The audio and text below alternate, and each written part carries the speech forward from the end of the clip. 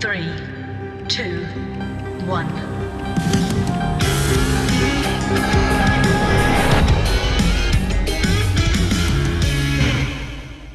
So that's right. That's what happened. I woke up this morning with my mind stayed on spirit. You know, when we keep our attention focused on our relationship with and as divine intelligence throughout the day, I find at least, that my perspective and perceptions of life are filtered then through the lens of truth, of love, of oneness, of that power and presence, of that divine wisdom. And it gives me the resilience and the perseverance to meet whatever may come that day. And I feel called when I step into that, to a higher state of, not only higher state of consciousness, but a higher state of information flowing into me, a higher state that informs me of my next best steps, whether that's in thought, in feeling, or in action. But we gotta get ourselves in that flow of spirit every day, every morning, when we start our day, or every evening when we start a day, depending on what time you start your day. Because when we get ourselves in the flow of spirit, that's when we can give up striving, we can give up being fearful, we can give up being attached to the outcomes, because sometimes the outcomes aren't so fabulous. But sometimes the outcomes are really fabulous, and we can't grab hold of the success of them, because we have this lack and limitation thing going on. So we allow our success to scare us in a way, but not when we are connected to, not when we start our day knowing the source of all and remembering this is an energy. This is an energy we can tap into at any time. That's always available to work through as us, this divine perfection. We can tap into it any day, but if we start our day reminding ourselves of this powerful, pervasive, constructive, and loving and wise presence, we can begin working through the channels of that good, the good with a capital G, the power, the presence, the manifesting law. We can begin working through those channels, bringing the good into our lives of good ideas, of positive ideas, of constructive ideas and actions. We can look at any challenges or conditions that may come our way from anywhere, any circumstances, anything happening in the world even, whether it's positive or negative. We can look at them and know these conditions are not more powerful than the divine source that is within us. Nothing is more powerful. Those facts in our lives, they're not more powerful than the truth. That doesn't mean that we don't do something to make sure they're not in our personal lives, that we don't take care of the facts. We don't ignore the facts. We just don't allow them to rule our mind. We are each powerful creators, and when we constantly claim that power, when we start our day claiming that power, only good, only positive can really come to and from us. Now, sometimes that good is something wonderful and positive. Well, something wonderful and yes, positive. Because even if it's a lesson we need to learn, that leads us to something wonderful and positive. So even if something shows up in our day that doesn't seem so fabulous, we have the power to look at it, because we are vibrating at the speed of the divine. We have the power to look at it and go, wait a minute, I know my truth here. Yeah, this sucks. I need to take care of what's going on in this factual world, whether it's stepping aside or whether it's turning a knob, whether it's writing a letter, whatever it is, whether it's, going to the hospital to get my leg set, whatever shows up. we know that it's going to be taken care of because we know we live in the truth. And if it's something that we've forgotten to avoid in our lives, forgotten to not attract that fact in our lives, then we learn that lesson. That's a wonderful and positive thing. All this is about having a mindset. You'll hear that word, having a mindset or being in a state, through all kinds of philosophies and teachings, and NLP teaches that, et cetera, neuro-linguistic programming.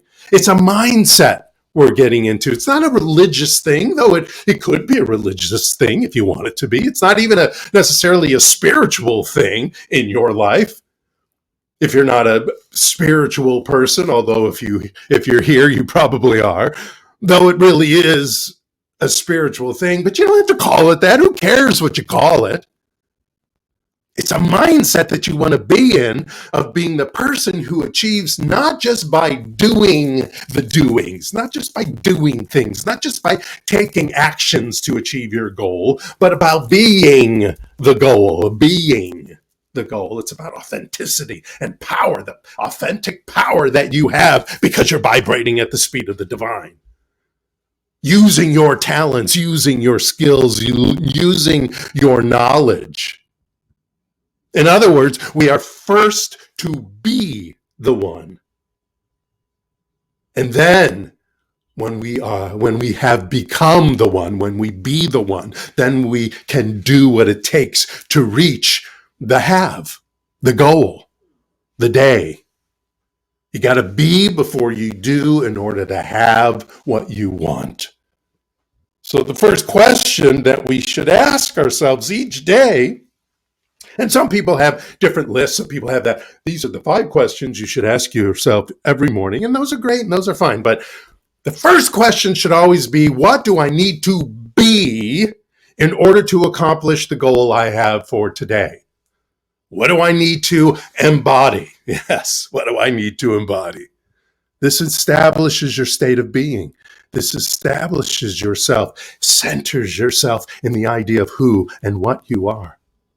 That's why I wake up each morning with my mind on spirit, the power and presence within me, the divine urge. I allow it to outflow its wisdom through me. The direct authority I am right now. I don't have to add a title. I don't have to get a new degree. I don't have to do this, that, or the other to be the authentic me. All I have to do is be the spirit that is within me.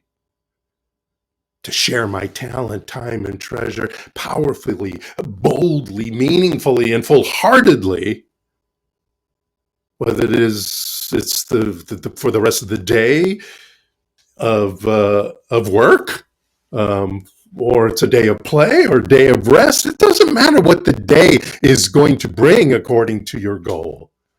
It matters that you start in spirit, that you remember who you are and reveal that and vibrate as that right from moment one when those eyes open.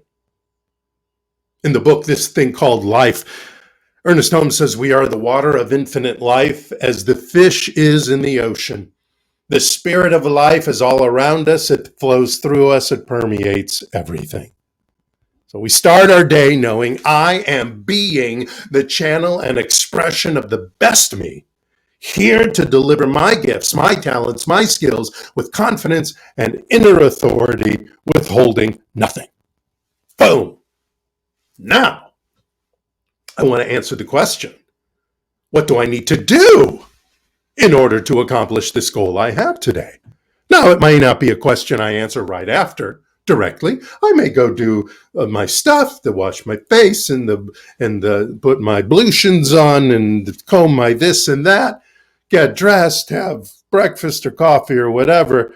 But eventually this second question needs to show up. What do I need to do in order to accomplish this goal that I have for today? Whether it's work, play, rest, whatever. Well, since I am the channel of the divine flow, I can dial up the talents required.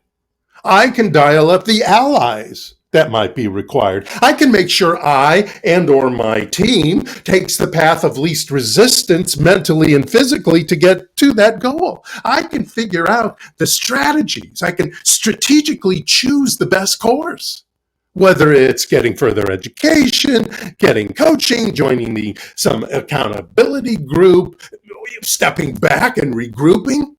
If I am feeling burnout or feeling stuck, figuring out ways to optimize my time. What do I need to do? Call this person, do that, do this. I can sit and think about that and figure it out. And where am I thinking that from? I am thinking that from the vibration of the divine wisdom that is within me, because I've already established that state of being. This due time is when we get clear on the right actions, the best strategies, and even develop the best behaviors if we have to, in order to have the goal, to have the have. Remember, the title of this talk is Be, Do, Then Have Right Now. So the have, it's time to take action. There were these, this is a great little story. There were these two seeds laying side by side in the fertile soil. And the first seed said, I want to grow. I want to send my roots deep into the soil beneath me and thrust my sprouts through the earth's crust above me.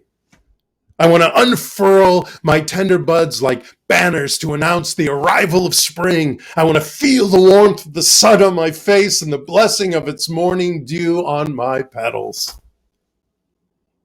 And so she grew. And she grew and she grew into this beautiful plant with beautiful flowers.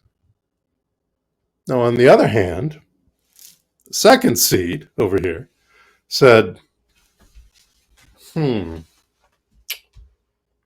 if I send my roots into the ground below, I don't know what I'll encounter in the dark.